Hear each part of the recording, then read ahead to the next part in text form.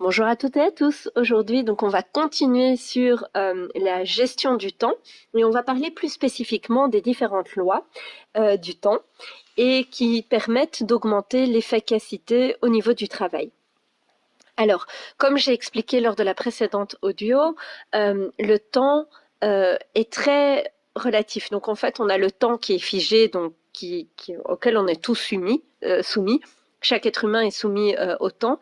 24 heures reste 24 heures. Une heure, c'est 60 minutes. Une minute, ça restera 60 secondes. Et bon, voilà. C'est la conception du temps que certains grands scientifiques physiciens ont essayé de développer, de démontrer, pardon, et qui ont fait un travail extraordinaire. Pour ne citer que deux, donc on a Albert Einstein et Stephen Hawking, mais pas seulement, parce qu'il y a vraiment beaucoup d'autres scientifiques qui se sont penchés sur cette question-là. Alors, il y a différentes lois. Ben, justement, il y a d'autres scientifiques, d'autres personnes qui ont essayé de comprendre ce temps, le temps relatif, c'est-à-dire la perception que nous avons du temps et comment on peut agir dessus. Alors, la première chose, c'est on a la loi de Murphy. Murphy était un ingénieur aérospatial américain qui est né en 1918 et décédé en 1990. Alors, que veut dire la loi de Murphy? La loi de Murphy, en fait, en gros, c'est anything that can wrong will go wrong. Donc, tout ce qui peut mal tourner va mal tourner. Et donc, en gros, c'est d'anticiper, c'est de prendre conscience du fait que ce que nous, on a prévu, ben, il y aura d'office des choses qui vont pas aller dans la direction dans laquelle on va aller. Et donc, c'est travailler sur sa capacité d'adaptation au changement. La deuxième loi qui existe, c'est la loi de Parkinson. Parkinson était un historien britannique qui est né en 1909 et décédé en 1993. Alors, que signifie la loi de Parkinson? C'est le travail s'étale de façon à occuper le temps disponible pour son achèvement. C'est-à-dire que plus on va avoir du temps, plus on va gaspiller ce temps. Donc, pour pouvoir effectuer une tâche comme il se doit, il faut vraiment se fixer des délais réalistes.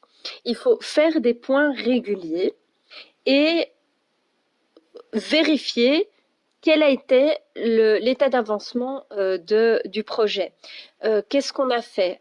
Combien de temps ça nous a pris? Combien de temps est-ce qu'il nous reste? Donc, c'est vraiment avoir un lien avec ce temps et tenir compte du fait que voilà, il faudra peut-être réadapter la deadline. Si vous devez remettre un travail de fin d'études, si vous devez remettre un projet, si un projet doit démarrer, si vous devez faire un appel à projet, etc. Dans tous les aspects de votre vie, même dans la vie privée. Combien de temps est-ce que ça va prendre de pouvoir organiser les noces d'or de votre grand-mère ou peu importe. Donc voilà, c'est important de pouvoir avoir ce rapport avec le temps. La loi de Carlson.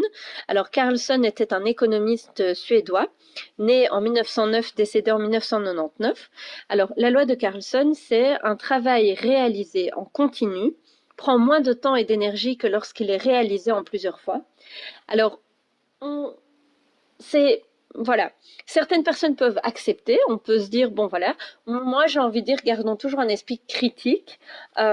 Donc, pour l'énoncé de la loi de Carlson, en gros, ce que Carlson veut dire, c'est que dans l'organisation du travail, c'est mieux de regrouper les tâches de même nature et se protéger contre les mangeurs de temps, les voleurs de temps, ceux qui viennent nous interrompre. Donc, avoir trop d'interruptions, ça nous empêche de garder l'objectif. Maintenant, pour atténuer cette loi, moi j'ai envie de dire, attention, il y a aussi le concept, un des outils qui est de Pomodoro.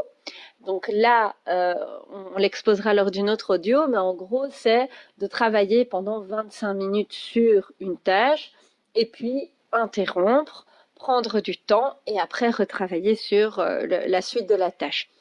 Maintenant, j'ai envie de dire, ça dépend de comment est-ce que vous travaillez. Vous êtes peut-être quelqu'un qui a besoin de rester concentré et vous savez rester concentré une matinée entière sur une matière. Moi, quand je travaillais en tant qu'employé dans les ressources humaines, dans la gestion du payroll, donc l'administration des salaires notamment, j'étais également juriste et la balance entre les deux types de fonctions était assez complexe. Donc, c'était impossible de se dire, bon, je vais travailler 10 minutes sur l'aspect juridique et 20 minutes sur la gestion des salaires, 40 minutes sur la partie RH consultant.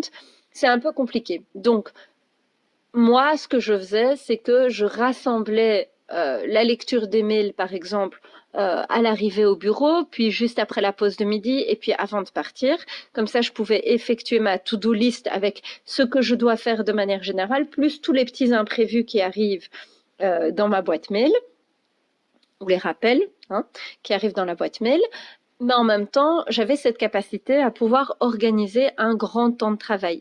Il y a des jours où je préférais être très éparse, entre guillemets, et donc j'avais ce besoin de travailler un peu sur une matière, et puis besoin de diversité, faire une petite pause, passer à autre chose, et puis revenir sur quelque chose. Donc lorsque j'ai élaboré le règlement de travail d'une des ASBL pour lesquelles j'ai travaillé pendant des années, mais je faisais pas ça toute la journée parce que ça, à un moment donné, ça devient un peu rébarbatif, complexe, on perd de la concentration et de l'intérêt. Du coup, on a une tendance à procrastiner. Donc, à vous de voir. Mais en tout cas, sachez que la loi de Carlson existe. Alors, il y a aussi la loi de Douglas. Douglas, on ne sait pas trop qui est, c'est l'inventeur, mais on ne sait pas pourquoi est-ce que c'est rattaché à lui. Mais en gros, plus on a de place dans son bureau, plus on étale ses affaires. Donc l'objectif, c'est d'apprendre à ranger son bureau. Et donc là, il y a une petite méthode japonaise des 5 S qui pousse à voilà, avoir une belle organisation au niveau de son bureau, avoir près de soi ce qui nous sert le plus et vraiment avoir comme principe la clean desk policy. Donc essayer vraiment de bien tout nettoyer à la fin de chaque journée. J'ai travaillé comme ça dans une société, à une grande boîte américaine où là, on nous demandait de partager nos bureaux. Et donc, les bureaux étaient interchangeables. Donc, on avait un petit relais en fin de journée et il fallait complètement nettoyer son bureau. Et donc, ça permettait d'avoir une certaine organisation. On mettait de côté les choses qui étaient moins importantes et on gardait à côté toutes les choses dont on allait avoir besoin pour éviter de s'amuser à trop nettoyer en fin de journée. Alors, une autre loi qui existe, c'est la loi d'Illich. Ivan Illich est un penseur écolo autrichien qui était un universitaire. Lui est né en 1929, décédé en 2002.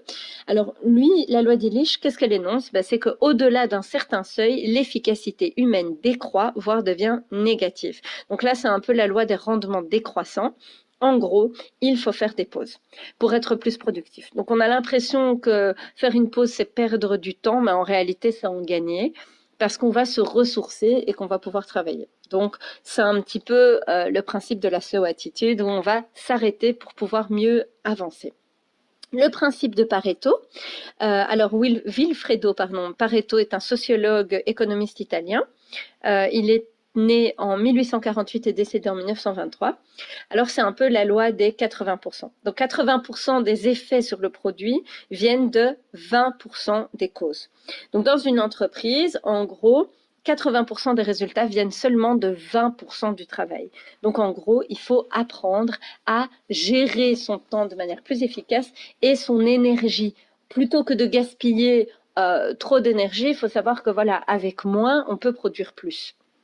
Le principe de Pareto, l'idée, c'est vraiment de séparer l'essentiel de l'accessoire et diviser son travail sur base de 3 règles simples. C'est hiérarchiser, apprendre à dire non et déléguer.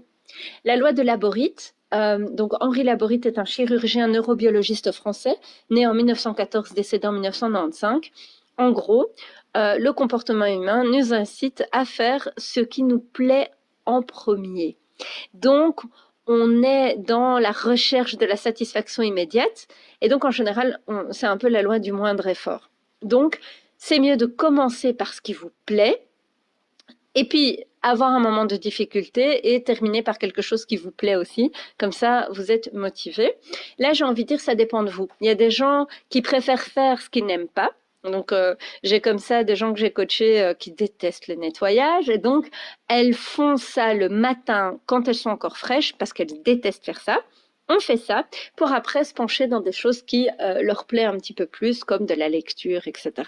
Au niveau professionnel, moi, j'avais tendance à commencer par des choses que j'aimais bien pour être mise en appétit, pour après entamer des choses qui étaient plus complexes, enfin voilà, que j'aimais un petit peu moins pour me lancer quand même. Et puis à la fin de la journée, je terminais par quelque chose qui me plaisait pour garder une bonne image et ne pas être trop dégoûtée de la journée de travail que j'ai eue.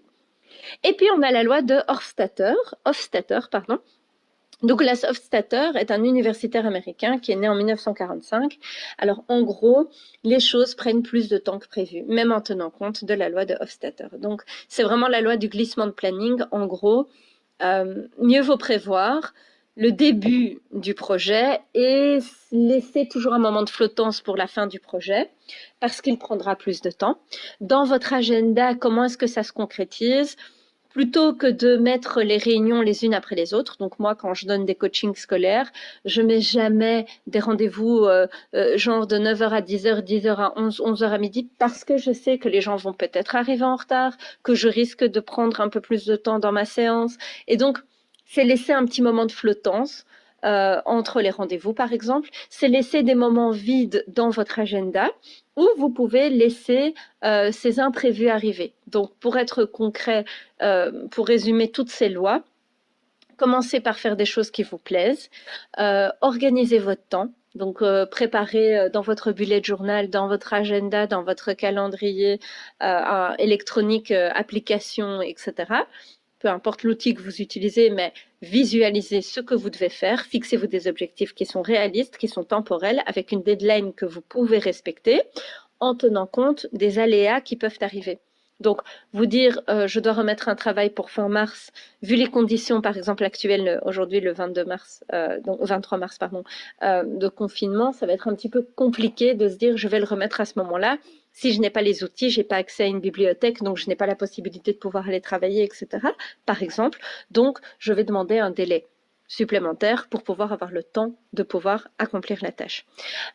S'organiser, faire des pauses, et alors bon, on ne vous invitera que trop à procéder à des outils de développement personnel pour pouvoir avoir une meilleure appréhension, travailler sur votre estime de vous pour éviter de procrastiner, travailler sur votre confiance en vous en construisant des résultats, des expériences positives, changer de regard sur l'échec en vous disant que ce ne sont que des expériences.